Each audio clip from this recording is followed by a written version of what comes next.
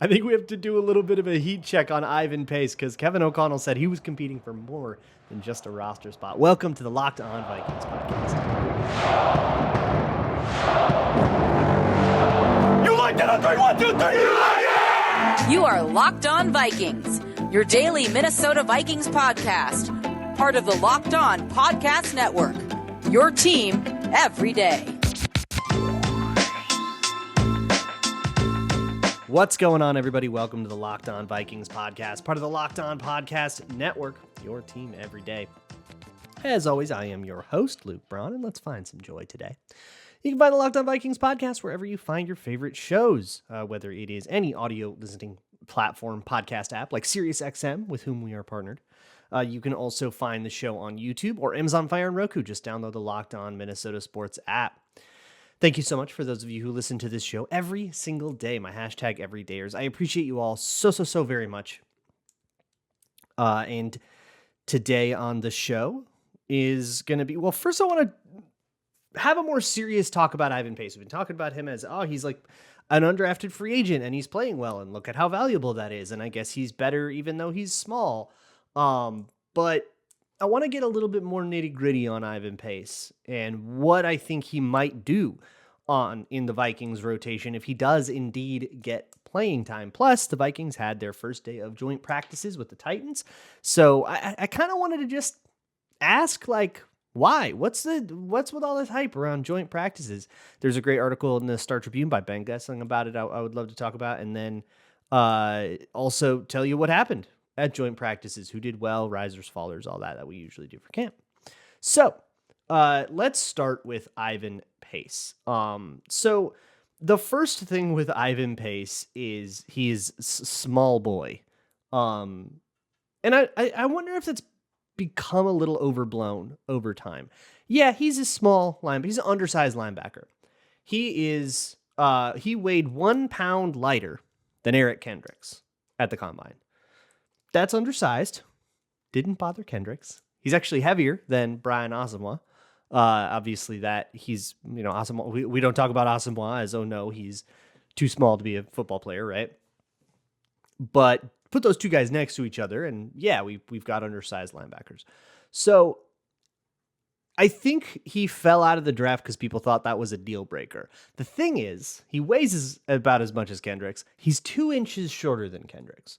So it creates a more, I guess, compact package, but of the same mass. And then he comes in like flying in like a heat-seeking missile, and he hits guys. And it's like what we saw in the preseason game against Seattle, where he was like blowing up guards. That same amount of oomph, which is admittedly for a linebacker below average oomph, but coming from a different leverage, right? That's where he's sort of using his height to his own advantage, which is really, a good way to play when you're a smaller linebacker is, hey, but I'm always going to be under you and low man wins, right? It's a little different than like the Asamoah style, which is just being evasive. When you're a small linebacker, there are ways around that. Ideally, you kind of come packaged with your own solution to that problem, and it's clear that that's kind of what we're seeing with Ivan Pace, which is awesome. But there are a lot of different possible answers to that question. You can be like Ivan Pace, where, hey, you just play really physical and a ton of motor, and you use leverage really well, and you know where you're supposed to be. You get there fast enough. You just play well enough where that stuff just doesn't come up as often. You don't have to blow back a guard because you got there before the guard got there, right? Great way to get around that. Or in the case of Brian Asamoah, he's an evader. So he'll dip a shoulder under. He will just try everything he can to not get into that engagement. So if you can't get your hands on me, the fact that you're bigger is never going to come to your advantage, right? Both perfectly valid. I think it's a little more sustainable because like to play Ivan Pace's way, because you'll never go through a game without getting locked up with a guard at some point, or a center or a tackle. Like it's football. You're not going to go through the whole thing without ever getting hit, right? Speaking of Asamoah, by the way, he was off the field on joint practices. I'll do a more thorough injury thing later because there's some interesting stuff going on that I'll get into at the back part of the show. So anyways, with Ivan Pace, I think it's reasonable to have been scared about his size, like in the pre-draft process and stuff. And like for, the teams that didn't draft him, like I get it, right? Hey, this dude's 5'10", 230, and we're concerned enough about that size. We kind of thought he was a 4th or a 5th round pick. And then there's also this thing and he just doesn't get drafted, right? And hey, even though his size deficiency is more about his frame than his mass, and I think mass is more important, it still comes up, right? Like in the red zone or just contested catch situations and stuff. You don't have the same reach. You don't have the same ability as a pass rusher or in terms of stacking and shedding because you don't have the arm length, all that stuff. Like it still matters, but I think it helps that he's not light, because when I have a linebacker and I'm asking him to fit the run, what I want him to be able to do is hold a spot. If he's not going to shoot a gap and make a tackle, he needs to hold his gap and make sure that he's not getting washed out of it by somebody. If you look at like Chaz Surratt, who's playing with the Jets now, he would get blown out of his gaps way too often. He would just get like blown back. Happened in college too. And he was super lanky. Like he had great reach and coverage ability and stuff.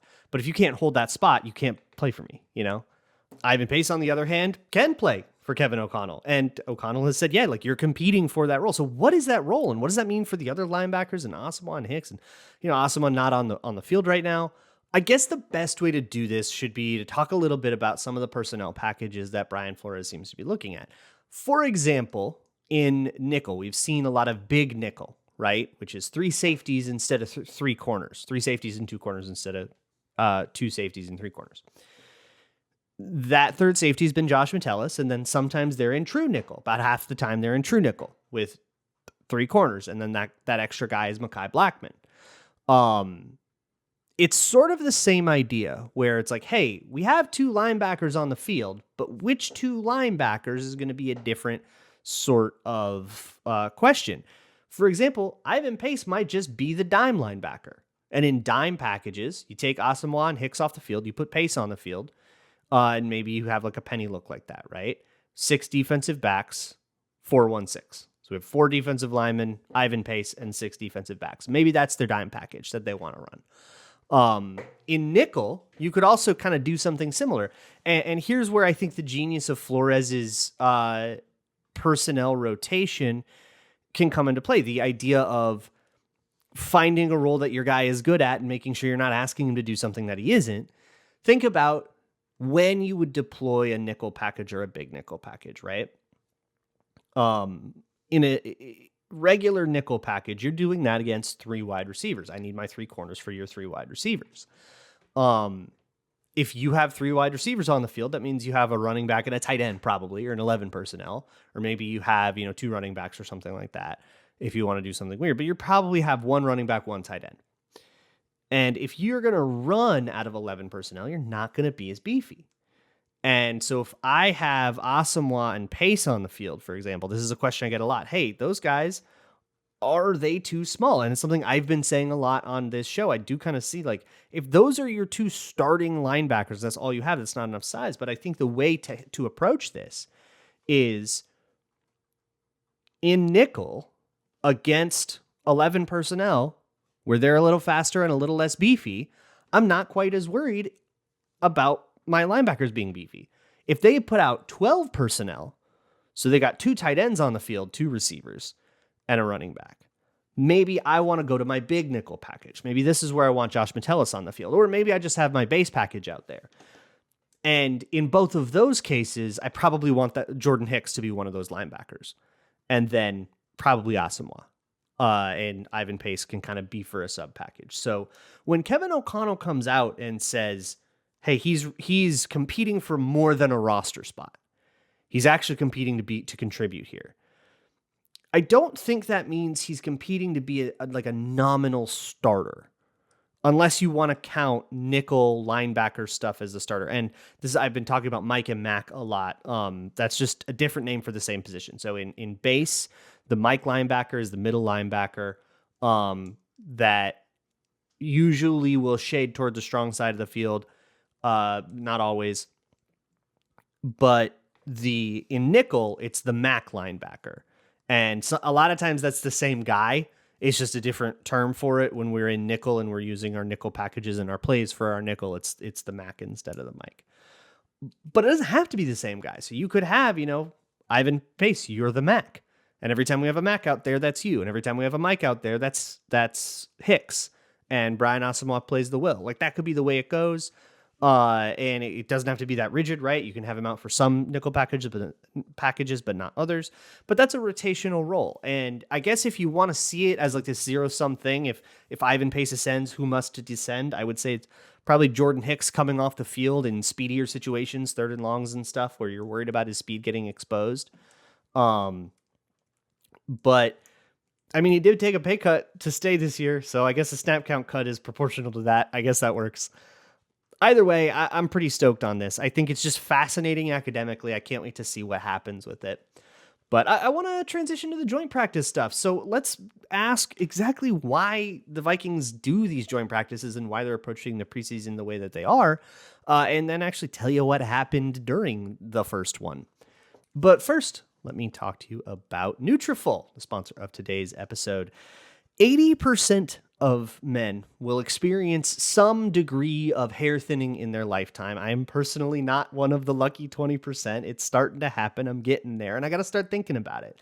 And for me, I don't want to just sort of sit down and say, all right, well, that's how I look, and just accept that whatever's going to happen up top is what's going to happen up top. I want to take control of it, and that is what Nutrafol is for. So take the first step to visibly thicker, healthier hair. For a limited time, Nutrafol is offering our listeners $10 off of your first month subscription and free shipping when you go to Nutrafol.com/men and enter the promo code LOCKEDONNFL. Find out why over 4,000 healthcare professionals recommend Nutrafol for healthier hair. Nutrafol.com/men. It's spelled Nutrafol.com/men and enter promo code LOCKEDONNFL. That's Nutrafol.com/men, promo code LOCKEDONNFL. Thanks again for those of you who made this the first listen of the day. And for those of you who do that every single day, shout out if you can, my hashtag everydayers. Moving right along, why joint practices? Why is the preseason changing in the way that it has? Just even 3-4 years ago, we had 4 preseason games, and maybe you had joint practices once every few years, but it was kind of this novel thing. Preseason was the warm-up, and the third preseason game, the starters would play a whole half, and we would get to see the dress rehearsal, and then you kind of, maybe you got snaps for the young guys in there at the end if you could fit them, but really this was a dress rehearsal for the starter. Now it's not that way at all. They've taken a preseason game away to add the extra regular season game. The teams have started completely eschewing the preseason for starters at all, including the Vikings. And now this joint practice thing is coming up, and it's the hot new trend to go find somebody you like and do joint practices with them. Ben Gessling wrote an article at the Star Tribune that explored this idea, and in particular why the Vikings and Titans ended up doing this.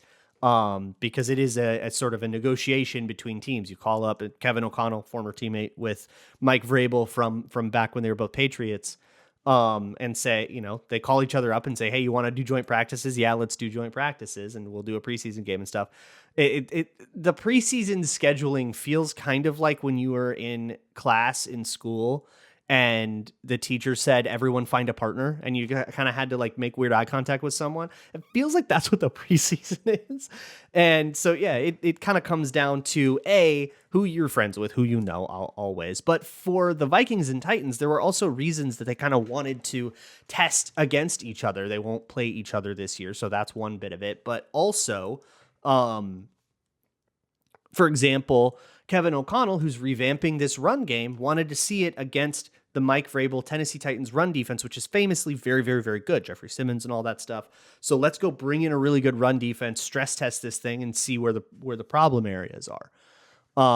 Similarly, the Titans are trying to rebuild their secondary. Tyler Rowland talked about it on the show yesterday. So, hey, let's go put him up against Justin Jefferson and see what happens, and see where the cream rises. So there's all that sort of interesting, the goals of a joint practice, I guess, are a little bit different than just, hey, let's go have some iron sharpen iron and stuff. But I think there's something else, it is that variety. As part of the article, Ben Gessling asked Justin Jefferson what he thought, and Jefferson's answer was, hey, when you go up against the same guy all the time, Jefferson and Byron Murphy have basically taken most of the one-on-ones like against each other. And sometimes it'll be a Caleb Evans, and maybe every once in a while you get a Mekhi Blackman versus Jefferson, but like that's kind of it. And so when you spend 2-3 weeks going up against the same guy over and over and over and over again, they start to learn your routes so intimately that it's going to affect the way that like they're going to start anticipating and playing against you as though you are somebody that they've, prepared for on film study for 3 weeks. And that sort of makes it like a poorer simulation, right? I need to go up against somebody that isn't cheating the system. It's like if you gave the defense the play calls before you ran the play, that would be, wasn't there something like a Zimmer thing about that toward the end? I vaguely remember something like that. But it would kind of make it's like, well, I can't get a good rep in now because you know what I'm going to do so much better than anyone actually would. So I can't really practice my stuff. You're not reacting to it in like a realistic way. So, Jefferson says it'll be great to, get up against somebody else that doesn't really know me that well and sort of hone my craft that way and say, hey, how do you react when I do this release for the first time is useful information to go gather. The other thing, look, the obvious thing here about these joint practices that makes them more, a more attractive option is that they are ultimately safer than the preseason. The preseason is full speed, full tackle. Joint practices, you're not tackling. And actually, there was a moment where Ivan Pace took down Derrick Henry, and you're not supposed to take down Derrick Henry, right? So people got a little bit mad, and then somebody shoved Justin Jefferson at the joint practice, and Garrett Bradbury came in, and that turned into a little bit of a scuffle. These joint practices always get super scuffly. And it's hot, it's practice, it's any little tiny bit of too much physicality is just going to get people a little bit too hot. I think that rocks. I think I like that level of intensity, a little bit of fighting is no big deal. But that kind of goes to show it is safer. Tackling Derrick Henry makes you mad in a joint practice. In a preseason game, tackling Derrick Henry is an opportunity for Derrick Henry to get injured, and we want to minimize those. Or Alexander Mattison or Justin Jefferson on our side, right? We want to minimize that stuff. But while still getting a bunch of reps in joint practices, because of the format of practice, Justin Jefferson will run 80 reps against quality competition, against another team's first string competition. You can't get that in our own practice necessarily. You can't get that in a preseason game. How many snaps would Justin Jefferson get in a preseason game? If he played, if it was like the old days, he would probably play one game worth, not even. He'd play maybe a drive in the first game and then a quarter in the second game and then a half. So he'd play 3 quarters and a drive. How many routes would you actually end up running on all that, depending on how long those drives are? And you probably get 40, 50 reps in the whole preseason. This, you can get 80 reps in a day or 40 reps in a day and 80 over the course of a joint practice session. And you're doing 2 of these joint practice sessions now. The Vikings also definitely like to host these because they have a Schwenke new facility. They love to show off to everybody. So we'll see if they do 1 or 2 next year, or if they try to go on the road or whatever. That we'll see where their priorities really lie. But I think you can kind of tell Kevin O'Connell likes these things. So what happened at them, other than a couple of scuffles and interesting intensity? I am taking a lot from Sam Ekstrom, who covered these, and some of the other people who are at camp covering it, since I'm no longer there. But we can still kind of talk about the implications of what we saw against the Titans. It's a good testing ground, and there's some stuff we can be excited about and stuff that went poorly, and what did we expect and all that. So that's what's next. 4 joint practices with the Tennessee Titans. A few key players were not active. Some of the ones that we've known about, Brian Asamoah, Jalen Naylor, still not doing things. Kenny Wong was still not doing things. Brian O'Neill and TJ Hawkinson, they were both in pads. They did a little bit of limited work. They basically warmed up a little bit, but they didn't do full-on team drills or anything like that. TJ Hawkinson dealing with an ear infection that affects his equilibrium, like an inner ear thing. So Obviously, that is not a state you want to be for practice. He says it's coming around. Hopefully, he's back by like Monday. They were also hoping that Brian O'Neill would be doing full work by Monday, by the other end of the preseason game. Obviously, you're never going to see those guys. Jordan Addison also did not participate. He was in the concussion protocol. He was nowhere to be seen. Kevin O'Connell confirmed it was concussion protocol. He said it was minor symptoms, so they're just being extra careful. So he kind of downplayed the severity of the concussion. Obviously, we will see. But he's also Jordan Addison. They hope will get back for the next set of joint practices. They really wanted everybody to be healthy for these, and some people got there and some people didn't. Addison missing them in particular is a bummer, I think. But, he'll get back for the two against Arizona with any luck. So hopefully we have him for those. If it is of any interest to you, with the ones with no Asamoah, Pace got the lion's share of the reps. With the ones with no Addison, Rager got the lion's share of the reps. I think that's really interesting. When I watched, to me, Brandon Powell looked more consistent than Jalen Rager. I think I came away from camp a little higher on Jalen Rager than I started. I think I kind of saw, all right, this dude, like, he is a rosterable receiver. But I saw one too many drops for my own liking. I saw, just a couple of times where he didn't quite get out of the break the way he wanted, either by like slipping, which really frustrated him, and other times where he kind of reacted to that, where he just didn't quite get out of the route the way that he wanted to, and he just couldn't quite get that separation as cleanly and consistently in like one-on-one scenarios. But hey, if you look at the preseason game, he went toe-to-toe with Brandon Powell, and he's the more tenured guy, at least as a Viking, and so he is still repping above Powell on the depth chart. That bodes very well for Jalen Rager's roster odds, which I was previously feeling kind of bad about. But I guess the headline from joint practices, speaking of all this Brian Flores blitz package, whatever stuff, is that on both sides, defense dominated, especially once we got to situational stuff and 11 on 11s. Guys were living in the backfield just like they have been for us against our offense all camp, which there's something reassuring to seeing it happen to someone else and being like, okay, no, it's not just us. It's like, it's not just that the offense sucks, like they went out and did that to someone else. But the changing formations and additional blitz looks had the Titans particularly bewildered. When I talked to Tyler yesterday on this show about it, we kind of expected that. We thought, all right, that O-line is not a good unit. Let's go put it under as much stress as possible and see if we can identify anything that keeps happening that's worth working on. So hopefully the Titans got that out of that, but they had somebody in the backfield just about every play. And this bodes very well. It's super weird to think of the defense that did not make the kinds of personnel changes that you would expect a defense that was that bad to make, right? Like they lost more than they gained roster-wise on defense, suddenly just bewildering everybody and making it really hard to get anything off. But similar to the way it's been going against Minnesota, against our own offense, the plays will continue even if there's a sack. You tap the quarterback on the shoulder, but he'll still get his throwing rep in, which kind of simulates what if every blitz gets picked up because the quarterback always gets the throw off.